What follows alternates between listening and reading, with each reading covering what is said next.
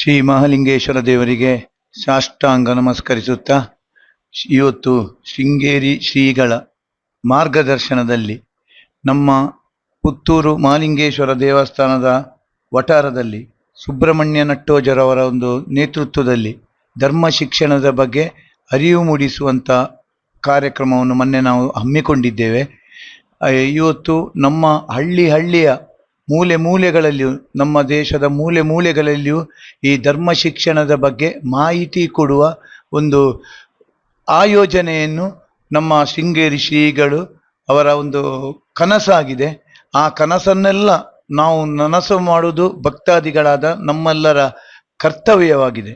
ಯಾಕೆಂತ ಹೇಳಿದ್ರೆ ಇವತ್ತು ಈ ಸಮಾಜದಲ್ಲಿ ಧರ್ಮದ ಬಗ್ಗೆ ನಮಗೆ ಹೆಚ್ಚಿನವರಿಗೆ, ಈಗ ನಾವು ದೇವಸ್ಥಾನಕ್ಕೆ ಹೋಗ್ತೇವೆ, ಬರ್ತೇವೆ, ಭಜನೆ ಮಾಡ್ತೇವೆ, ಇನ್ನಿತರ ಕಾರ್ಯಕ್ರಮ ಮಾಡ್ತೇವೆ, ಆದರೆ ಧರ್ಮದ ಬಗ್ಗೆ ನಮಗೆ ಸರಿಯಾದ ಒಂದು ಮಾಹಿತಿ ನಮಗೆ ಇಲ್ಲ. ಧರ್ಮದ ಬಗ್ಗೆ ಮಾಹಿತಿ ಇರುವ ಕೊರತೆ ಉಂಟು.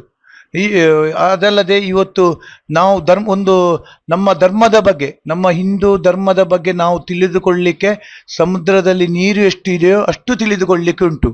ನಾವು ಮಾತ್ರ ಕಲಿಯುವುದು ಅದರಲ್ಲಿ ಒಂದು ಹನಿ ನೀರಿನಷ್ಟು. ಇನ್ನೂ ಕೂಡ ನಾವು ಈ ಧರ್ಮದ ಬಗ್ಗೆ ಹೆಚ್ಚಿನ ಜಾಗೃತಿ ವಹಿಸುವಂಥ ಕೆಲಸ ಮಾಡಬೇಕು.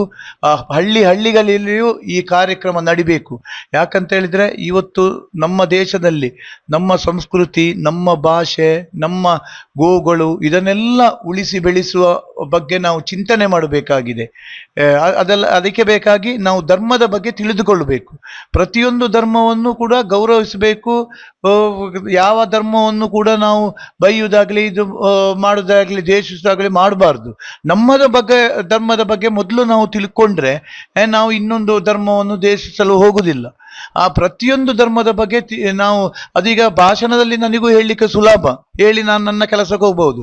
ಹಾಗೆಲ್ಲ ಒಂದು 10 ಜನರನ್ನು ಸೇರಿಸಿ ನಮ್ಮ ರಾಮಾಯಣದ ಬಗ್ಗೆ, ನಮ್ಮ ಮಹಾಭಾರತದ ಬಗ್ಗೆ, ನಮ್ಮ ದೈವಗಳ ಬಗ್ಗೆ, ದೇವರುಗಳ ಬಗ್ಗೆ, ಇದರನ್ನೆಲ್ಲ ಬಗ್ಗೆ ನಾವೊಂದು ಶಿಬಿರವನ್ನು ಮಾಡಿ ನಮ್ಮ ಇಂದಿನ ಮಕ್ಕಳು ಅಂದರೆ ಈಗ ಮೊದಲಿನಷ್ಟು ಯಾರು ಕೂಡ ಈಗ ನಮ್ಮದಲ್ಲಿ ದೇವಸ್ಥಾನಕ್ಕೆ ಹೋಗುವುದು, ಇದು ಮಾಡುವುದೆಲ್ಲ ಈಗಿನ ಮಕ್ಕಳಿಗೆ ಅದೊಂದು ಸ್ವಲ್ಪ ಭಕ್ತಿ ಕಡಿಮೆ ಆಗಿದೆ ಅಂತೆ. ಅಂದರೆ ಈ ಮೊಬೈಲುಗಳು ಮತ್ತು ಈ ನಾಟಕಗಳು, ಈ ರಸಮಂಜರಿ ಇಂಥದ್ದೆಲ್ಲ ಇದ್ದ ಕಾರಣ ಅದಕ್ಕೆ ಎಷ್ಟು ಉತ್ತೇಜನ ಕೊಡ್ತಾರೆ ಅಷ್ಟೇ ಹೊರತು ದೇವರ ಕೆಲಸ ಕಾರ್ಯಗಳಲ್ಲಿ ಕಡಿಮೆ ಆದ ಕಾರಣ ನಾವೆಲ್ಲರೂ ಈ ಪ್ರತಿಯೊಂದು ನಮ್ಮ ಹಳ್ಳಿಯ ಮೂಲೆ ಪಟ್ಟಣದಲ್ಲಿ ಮಾತ್ರ ಅಲ್ಲ, ಪ್ರತಿಯೊಂದು ಕೂಡ ಹಳ್ಳಿಯ ಮೂಲೆಯಲ್ಲಿ ಈ ಕಾರ್ಯಕ್ರಮವನ್ನು ನಡೆಸುವಂತೆ ಮಾಡಬೇಕು.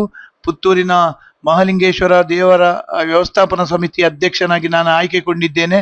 ಈ ನಮ್ಮ ವ್ಯವಸ್ಥಾಪನಾ ಸಮಿತಿ ಮತ್ತು ನಮ್ಮ ದೇವಾಲಯದ ವತಿಯಿಂದ ಈ ಧರ್ಮ ಜಾಗೃತಿಗೆ ಸಂಪೂರ್ಣವಾದ ಬೆಂಬಲವನ್ನು ನಾವು ನೀಡುತ್ತಿದ್ದೇವೆ ಅಂತ ಹೇಳಿ ಈ ಮೂಲಕ ಭರವಸೆಯನ್ನು ಕೊಡುತ್ತೇನೆ.